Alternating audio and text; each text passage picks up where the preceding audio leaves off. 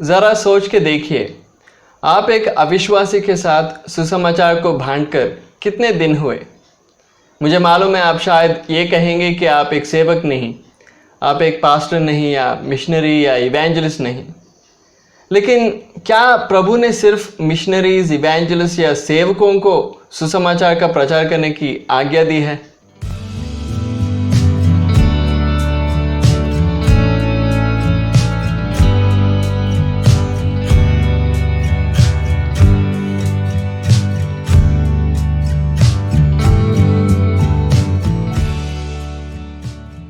तो प्रभु ने वाकई किसको आज्ञा दी है कि सुसमाचार का प्रचार करें? इसके विषय में परमेश्वर का वचन क्या कहता है करके ज़रा हम ध्यान दें।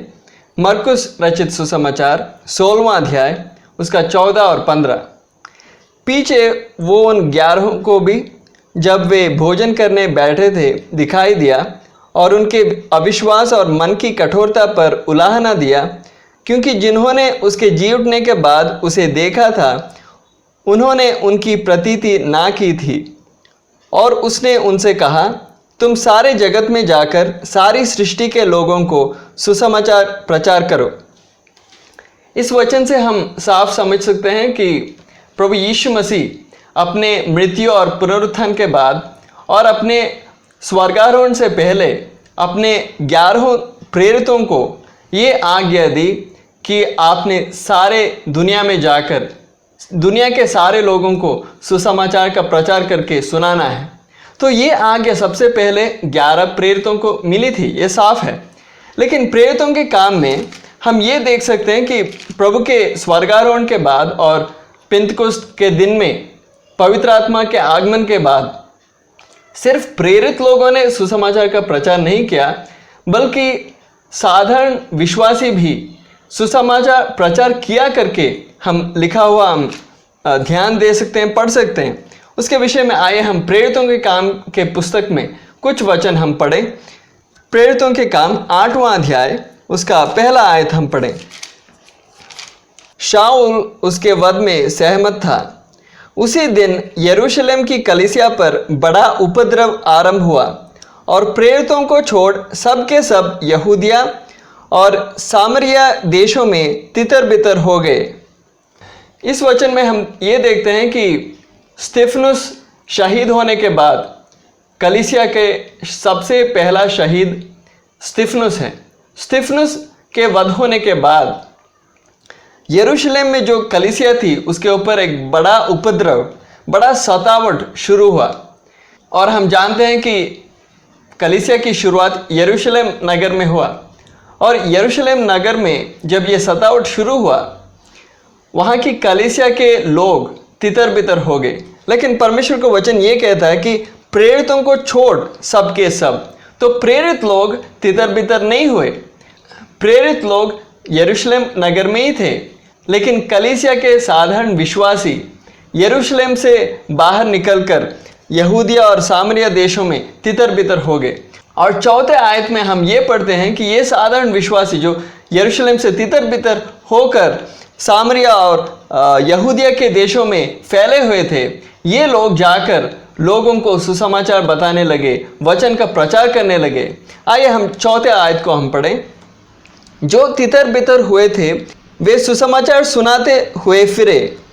तो ये लोग प्रेरित नहीं थे, ये लोग सेवक नहीं थे।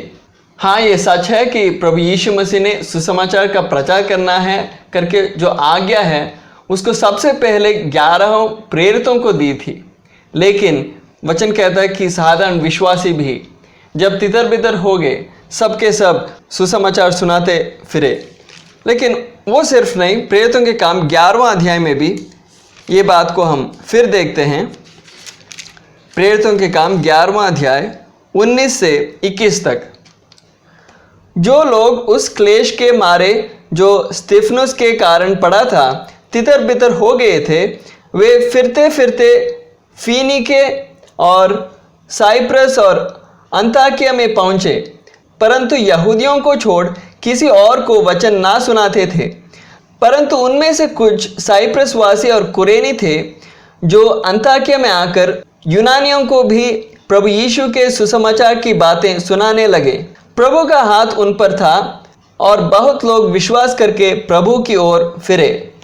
इस वचन में दोबारा हम ये देखते हैं कि साधारण विश्वासी जो तितर बितर हुए थे, इधर हम ये देखते हैं कि ये सिर्फ सामरिया और यहूदिया में तितर बितर नहीं हुए, बल्कि ऐसे द्वीपों में फीनीके, साइप्रस और अंताकिया जैसे नगरों में तितर बितर हुए। और कुछ इनमें से कुछ यहूदियों को सिर्फ सुसमाचार बताते थे, लेकिन उनमें से कुछ हम 20वें आयत में हम पढ़ते हैं, परंतु उनमें से कुछ साइप्रस वासी और कुरेनी थे जो अंताकिया में आकर यूनानियों को भी सुसमाचार सुनाने लगे।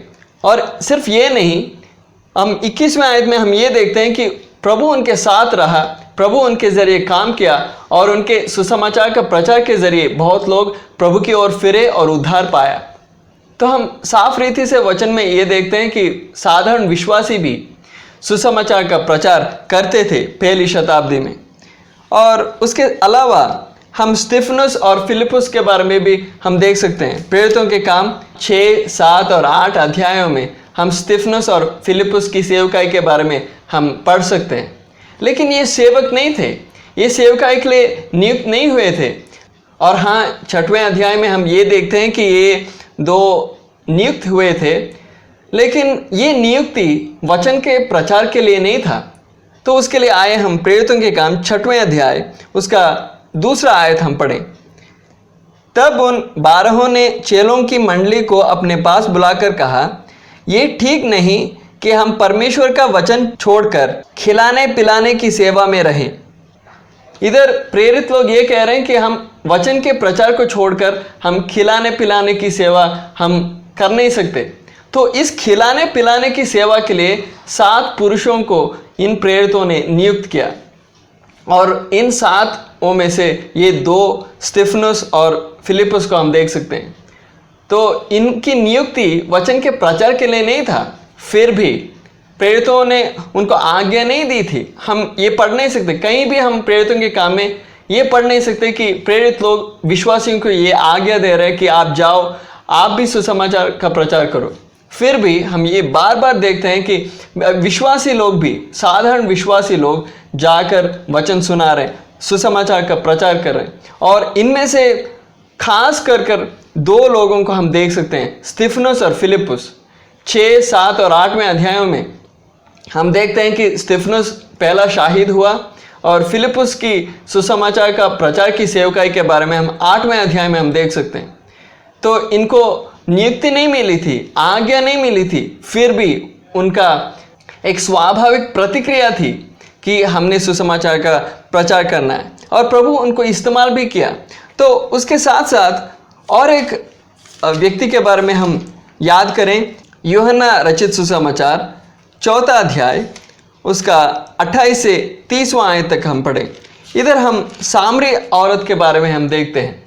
सामरी स्त्री जो यीशु मसीह के साथ मुलाकात किया, प्रभु ने उसको आज्ञा नहीं दी थी कि आप जाओ अपने शहर के लोगों को लेकर आओ, मेरे बारे में बताओ उनको, ये आज्ञा नहीं दी थी। फिर भी हम देखते हैं कि प्रभु से मिलने के बाद, प्रभु के बारे में जानने के बाद, प्रभु को पहचानने के बाद वो अपने आप जाकर अपने शहर के लोगों को मसीह के बारे में बताकर उनको खींच कर लेकर आ रही है। तो यही है सुसमाचार के प्रचार के काम, मसीह के बारे में बताना और मसीह के पास लोगों को ले आना। तो आइए हम यूहन्ना रचित सुसमाचार 4 अध्याय उसका 28 से 30 तक हम पढ़ें। तब स्त्री अपना घड़ा छोड़कर नगर में चली गई और लोगों से कहने लगी, आओ एक मनुष्य को देखो जिसने सब कुछ जो मैंने किया मुझे बता दिया। कहीं यही तो मसीह नहीं है? अतः वे नगर से निकलकर उसके पास आने लगे। तो यही है सुसमाचार का काम, मसीह के बारे में बताना। मसीह के साथ मुलाकात होने के बाद स्वाभाविक तौर पर, आज्ञा नहीं है तो भी, अपने आप हमें एक मन आता है दूसरों को ये संदेश बताना, दूसरों के साथ ये खुशी को बांटना। यही है मसीह, यही है उद्धारकर्ता। मेरे जीवन में ये काम किया है, मैंने इस प्रभु को अनुभव किया है, मैंने चक्कर देखा है। मैं आपके साथ इस बात को बांटना चाहता हूँ, इस संदेश को बांटना चाहता हूँ।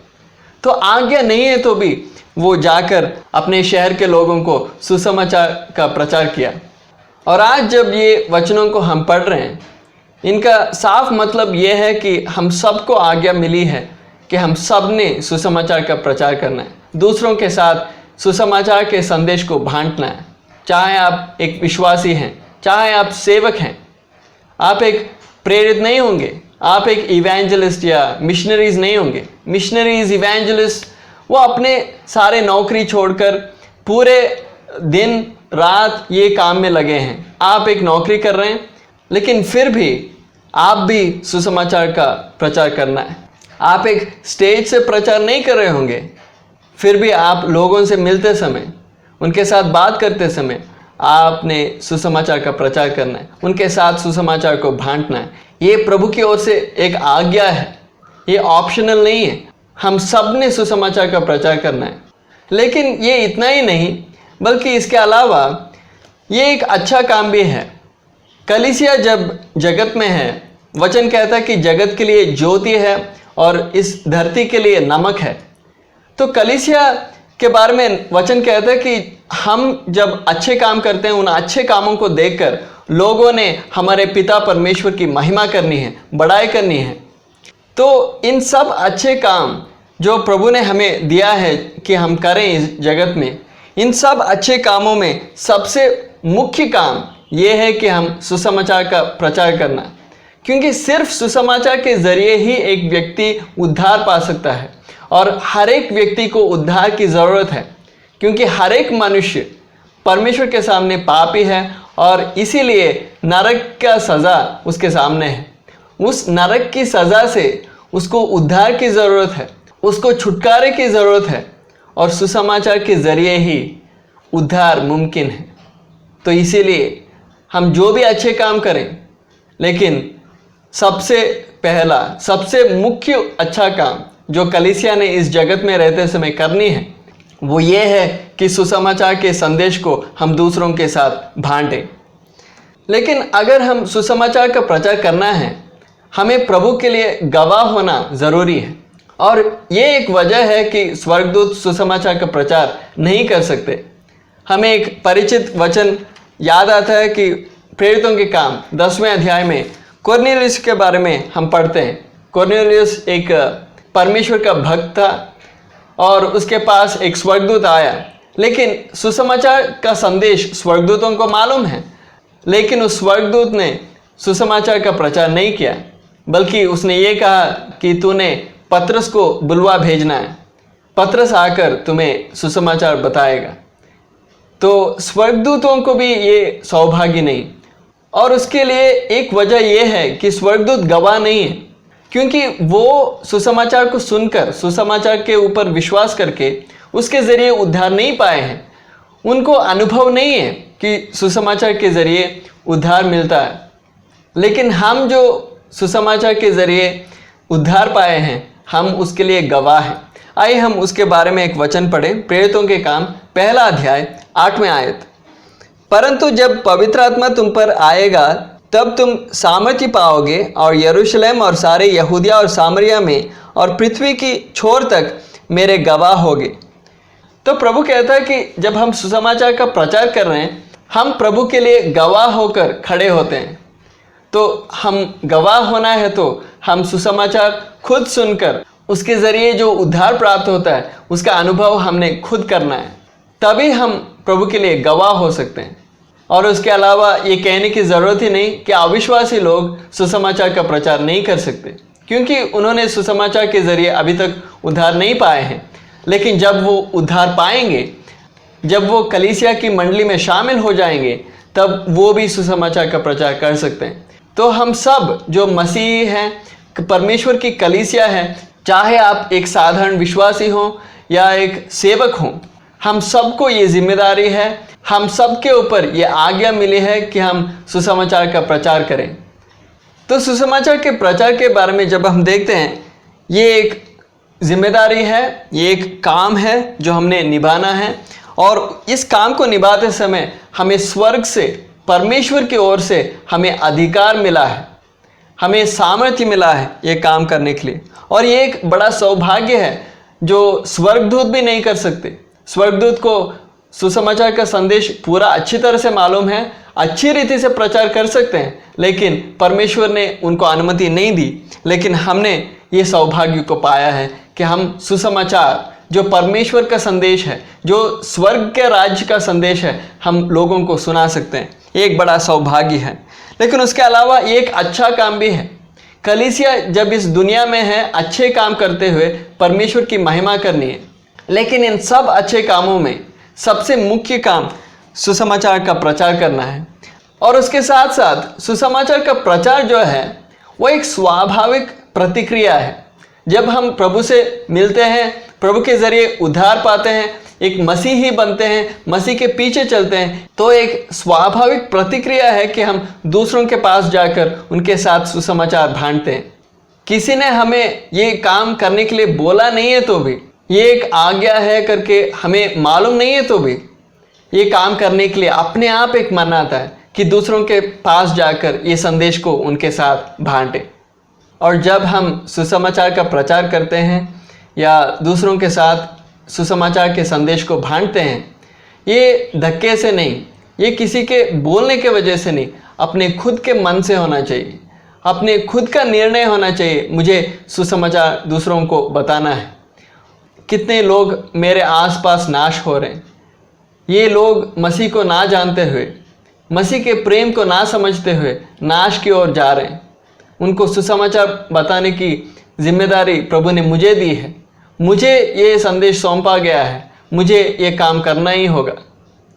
लेकिन ये ज़ोर या ज़बरदस्ती से नहीं, बल्कि खुद के मन से मुझे दूसरों को ये संदेश बताना है। लेकिन उसके साथ साथ हमने ये भी देखा कि जब हम सुसमाचार का प्रचार करते हैं, हम प्रभु के लिए गवाह होकर खड़े होते हैं। तो हमने खुद सुसमाचार के ज़रिए उद्धार पाकर अनुभव पाना है कि सुसमाचार के ज़रिए होता क्या है। सुसमाचार के ज़रिए मैंने खुद उद्धार पाया है, मैंने मसीह से मिला है। सामरी औरत के बारे में हमने देखा कि उसने अपने शहर वालों को ये बताती है कि ये मनुष्य मेरे जीवन में मैंने जो कुछ किया है उन सब के बारे में मुझे बताया है, कहीं ये तो मसीह नहीं। उसको मसीह के बारे में उसके खुद के जीवन में एक अनुभव था, उसने चक्कर देखा था कि प्रभु भला है। तो इसीलिए हमने भी प्रभु को अनुभव करना चाहिए। हमें खुद एक अनुभव होना चाहिए कि मेरा मिलन प्रभु से हुआ है। जब से प्यारा यीशु आया, मेरा जीवन बदल गया। जो गीत हम गाते हैं, वही अनुभव हमारे जीवन में होना चाहिए कि प्रभु से मेरा मिलन हुआ है, मेरा जीवन बदला है, मेरा बदला हुआ जीवन उसके लिए गवाह है। उसके बारे में मैं आपको बता रहा हूँ। ये संदेश आपके साथ मैं बांटना इसलिए चाहता हूँ कि ये उद्धार जो मैंने पाया है, ये खुशी, ये आनंद, ये छुटकारा जो मैंने पाया है, आपको भी इसकी ज़रूरत है, आपको भी इसकी ज़रूरत है। इसीलिए मैं आपके साथ ये बांटना चाहता हूँ। तो आइए हम सुसमाचार के प्रचार में आगे बढ़ें। चाहे आप एक सेवक हों या साधारण विश्वासी हों, हम सब ने सुसमाचार का प्रचार करना है। ये प्रभु की ओर से एक आज्ञा है, सबसे बड़ी एक सौभाग्य की बात है और सबसे मुख्य एक अच्छा काम भी है। तो प्रभु इस काम में आगे बढ़ने के लिए हम सब की सहायता करें, अगुवाई दें और इस संदेश के ज़रिए भी उसके लिए आपको प्रेरणा मिले करके मैं उम्मीद करता हूँ और प्रार्थना करता हूँ। प्रभु आप सबको आशीष दे।